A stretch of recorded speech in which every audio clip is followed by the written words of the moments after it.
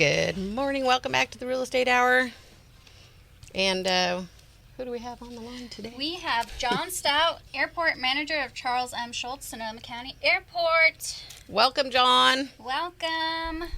Thank Good you for morning. calling in and being available. Good morning. Yeah, my microphone's doing weird things. Jon, we really appreciate you calling in and really always being open and available to call in and fill everybody in on what's happening at the airport anytime there's any news or updates. So we appreciate you Yeah, we really appreciate taking the that. time today. So welcome. I was trying to think this morning about how long you've been with the airport for a long time. How long have you been? I started with the airport in 2002. Okay, Wow, yeah, yeah. gosh, time flies. I know we've It really been. does. You've been a friend of the Real Estate Hour for a while, so and in that time, gosh, a lot of things have changed. Oh, yeah, definitely. At the airport, exciting things, I think. I think so, too, yeah. We were talking earlier in the show about how.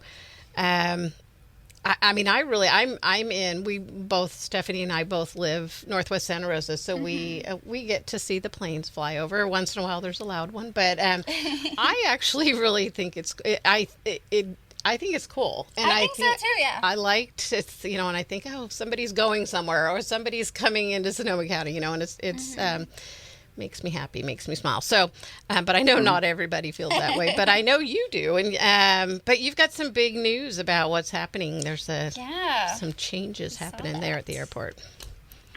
Just a little one. After about 15 years of work, Southwest has decided to come into Santa Rosa. So we're very excited to add them to our partnerships. And they'll start flying April 7th next year. That's great. That's I think exciting. I really like Southwest, and I know I think it was in a Facebook post that the airport shared that you sound like you have been working for a while, and a lot of people have requested that Southwest comes. So, Yes. kudos to you for making that happen. So. What kind of I know you said when you and I talked briefly that's not that big of a change from Avelo. Can you explain that a little bit? Well, it's a much larger airline than Avelo. Right. Avelo, at their peak, they did 8 destinations in Santa Rosa, and as you know, they struggled on the West Coast. Mm-hmm. So they went up and down in their offerings. But last year, starting last May, they were doing roughly the 4 flights a day. So that's where I'm saying it's not that much of a change. Okay. Southwest will be doing the 4 flights a day, so that's something that the community's experienced. But they'll be going to busy airports of their own. They'll be flying to San Diego, Las Vegas, Burbank, and once a week to Denver. So everybody's got to do their part now and book those tickets so Denver becomes daily. Yeah, okay. So it's once a week right now. Correct. Okay. Is that the furthest we've seen a flight go from the Sonoma County Airport? The furthest would be Minneapolis when Sun Country was flying that, and our current furthest is Dallas by American.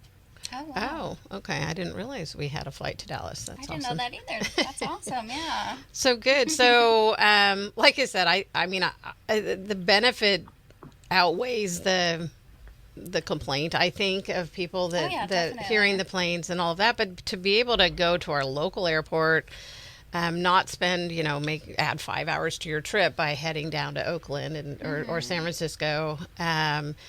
We live like 10 minutes from the airport. Just have someone give you a ride, get dropped off. You don't have to worry about parking. Yeah. So I think it's great. I really appreciate it. So is anything else happening at the airport? Any new changes? Anything? I know, were there some new like vendors, a restaurant or something, or is that old news by now? So the restaurant partner we selected 2 years ago has finished their renovations. Finally, they didn't listen too well when we explained the permitting process, and things go a little bit slower here sometimes. So they are now the Flying Ace, and they finished all the renovations, and now they're finishing their branding, and they're really pushing the local aspect because not many airports have a pre-secure restaurant. And so with the 7,000 plus employees in the business park area, they're really wanting to fit into that community, and they did a open house Friday night. Oh, we missed it. So, Darn it. so that was a hit for us. And Yeah. we've been slowly adding more vending in the concourse area past security. We have 2 young girls, they're 9 and 11, that came and pitched a proposal to the airport of a claw machine with little toys. Oh, fun. So they now have 2 vending machines in there, and that has turned into be a very popular machine in the gate. Oh my gosh, I love that. So we're continuing to add little amenities here. We're finalizing work on a hot food vending machine.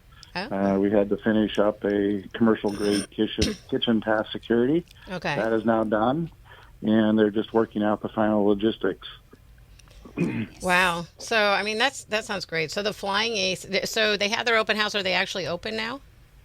Yes, Okay. they've been open the entire time. They just hadn't finished all the renovations and upgrades. Oh, got it. Okay. Well, we need to get out there and check it out. Yeah. we So do. that's pre-security, right? So that's open to the public.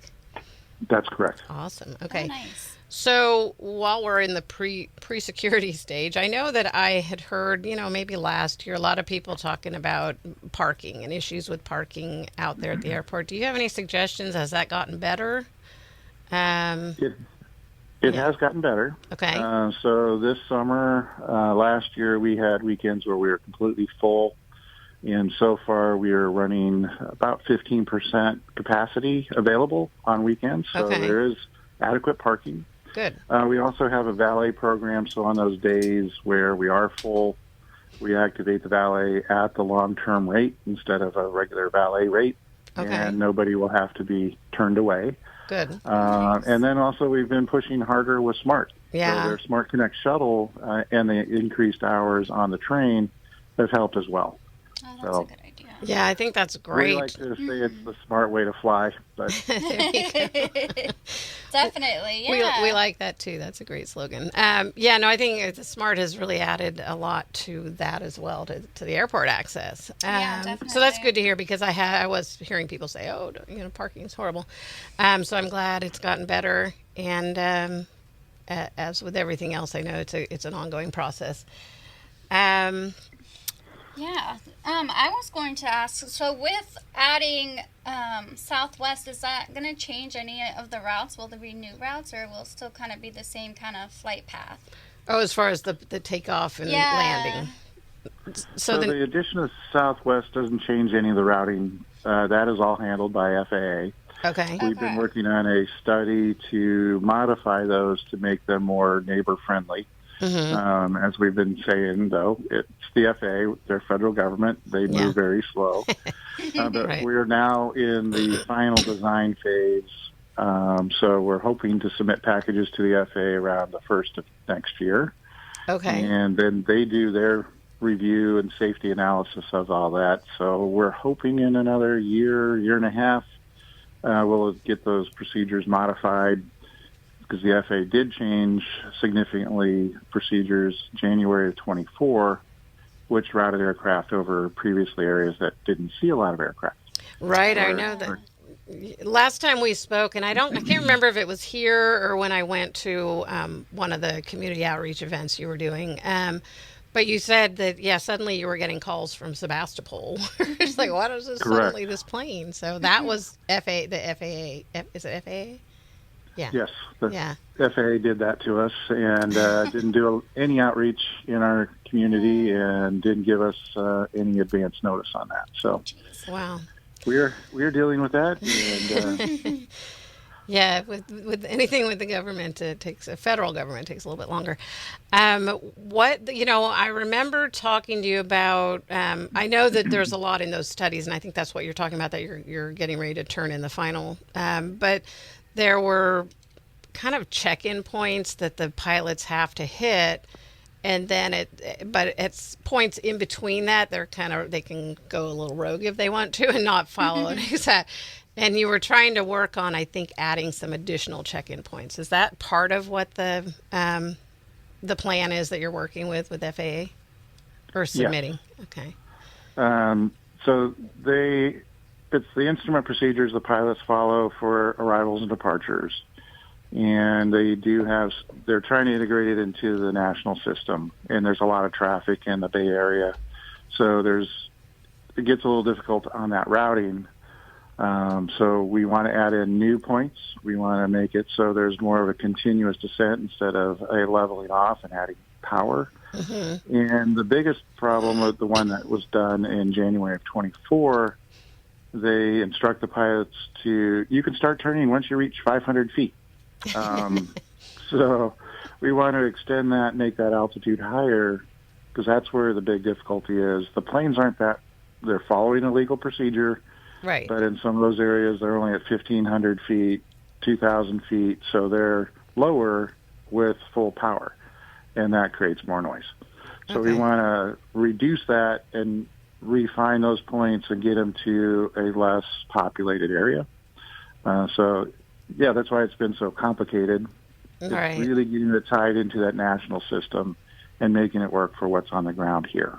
Okay. Yeah. And I think it's important to talk about that because I'm sure you get a lot of stuff from people complaining at you, and this is what are you guys doing there? And it's a lot of it is kind of out of your control because it's controlled by the FAA. Is that right? That is correct. Yeah. So I really appreciate that you. I think the airport really tries to be a good neighbor. I think so too. And I know you have a good neighbor link on your website as well. So I would encourage people to go use that, sign up for that newsletter, I don't think it's a newsletter. Is it it's like a notification emails that go out. Okay, you want to talk a little bit about the Good Neighbor, things that you're doing as far as community outreach? Sure. So we do have a newsletter, so people can sign up for that. And then also on the stsgoodneighbor.com website is our noise portal. It is a flight tracker, so you can put in your concerns. So if a particular plane bothered you, you can select the aircraft, puts it into the system. We look at it, we correlate it, and we do monthly reports to the Aviation Commission. We do briefings to the Board of Supervisors, and we also provide this information to the FAA because it does. Once we correlate it, we can tell which procedure the pilots are flying, and it's helped us in our discussions with the FAA on that. It's like, see, 75% of these complaints are on that procedure you just put in. Right. But we use that to also communicate when we're doing community outreach. We will be doing later this fall a review of those draft procedures before we submit to the FAA. Oh, good. Okay. And again, we're not going to make everybody happy, but we're trying to balance everything with the neighbors, the pilots, the FAA, and get as much win out of as we can for everybody. Yeah. So that'll be an important meeting, and we'll publicize that through that website. Awesome. Well, that's great. Yeah. Well, as someone who does live not as close as others, but we do live northwest Santa Rosa off of Fulton, so we get some planes flying over. But we appreciate all the care that you take to really consider the neighbors. And it's kind of a balancing act because we want an airport here. We want to be able to drive 10 minutes to get to the airport and not 3 hours or 2 hours or whatever, and so anyway, we want the best of both, and I think you're really trying to make that happen. So I appreciate that. Yes, definitely appreciate it. So we'll keep an eye out for the community outreach that you're doing later this year. I went to the last one that you guys did, and I think it was really informative and really a lot of good information and to kind of help you understand what's going on. So instead of just people just complaining. Anyway, so what about, I guess I don't want to leave anything out, but I did want to ask you about, we talked about parking, and I'm comparing to, going down to Oakland or San Francisco or Sacramento or San Jose, our other big airports Oakland, nearby, but having to get there, like 2.5 hours early, 3 hours early. What do you suggest to someone as far as getting through security there? At STS? Well, the airlines, of course, have their packed answers. They would prefer everybody get there 2 hours before, so they don't have to worry about anybody missing their plane. Okay. Being a smaller facility, we don't have the TSA lines, but there are peak periods during the day where there can be a 15 to 20-minute wait to get through security. Okay. We do encourage everybody to get there at least an hour ahead. Okay. That's why we've been really pushing the amenities beyond security. Right. We have Crush Wine Bar. We have Apple Spice Grab and Go. Ooh. We have all the vending machines. We have our Salamari meat machine. So probably the only airport in the world that has a vending machine for duck prosciutto. Oh. We also have an outdoor Bougie. patio between the gates. Oh, nice. So Okay. we have really improved what passengers experience while they wait. So hopefully, that hour-ish time, you have something you can do while you're waiting for your flight. Yeah, no, I think that's great. And always, I'm one that likes to get there early because you never know Yeah. what might happen, And gosh, I remember when the airport, I don't know when it was, but you had to get there a half an hour early, and the same person that checked you in also put you through security and then helped you onto the plane. It was a hard half an hour because they'd closed down the check-in counter because they had to go over to security and let everybody in there, and then they shut that down. They had to go help you on the plane. So as they say, we've come a long way, right? Oh, yeah, definitely. Yeah. Little smaller planes, but still. Yeah. But there's still that actually that you reminded me of a question I was going to ask. The Southwest planes, is it the same type of plane as all the other ones? I know you're kind of limited by the size of your runway, right? To bigger planes. They will be flying the 737, same as a Velo. So they will range from 142 seats to 175 seats. Awesome. And Alaska is flying the 737 to Seattle once or twice a day, depending on the week. And American is flying the Airbus 319 to Dallas. Awesome. So okay. We do have the larger aircraft. Okay. I forgot that you had American Airlines there, so that's good. All righty. Well, are we missing anything important you wanted to let everyone know about? Or did we cover it all?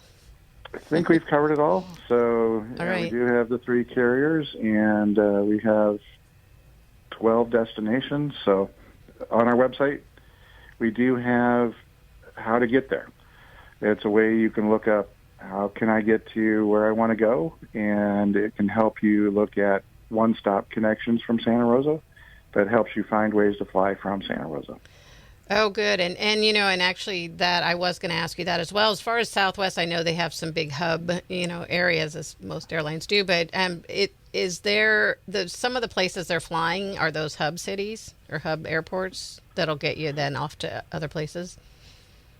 Southwest doesn't technically call them hubs, but they have San Diego's a very large operation for them. They have 250 flights a day. Denver has over 300 flights a day. And within a 90-minute connect time from the times that they gave us, there's 25 to 30 flights that connect very well from Santa Rosa through San Diego, Vegas, and Denver. Awesome. Okay. Yeah, so that's great, and that's a good tip about the website and checking. You say, I want to get to New York. How do I do that from Santa Rosa? Yeah. So anyway, well, Jon, we're not going to keep you any longer, but I really appreciate, again, you taking the time to call us on a Sunday morning. And you're welcome. We are excited about Southwest being there. Yeah, that's very exciting. So thank you. And thanks for all your hard work with that. All right, well, next time we have some big news from the airport. We hope you'll give us a call and talk about it. Thanks again. So we've been talking to Jon Stout, Airport Manager, Charles M. Schulz, Sonoma County Airport, otherwise known in short abbreviation STS when you're putting that in. Thank you again, Jon. Have a great day. Thank you. Thank you. All righty. So again, go to their website because they have a really good website. A lot of good information and that good neighbor link that you can, if you have a complaint, let them know. They're really eager to try and help. and find an even ground between being a destination, and a good local airport and being a good neighbor.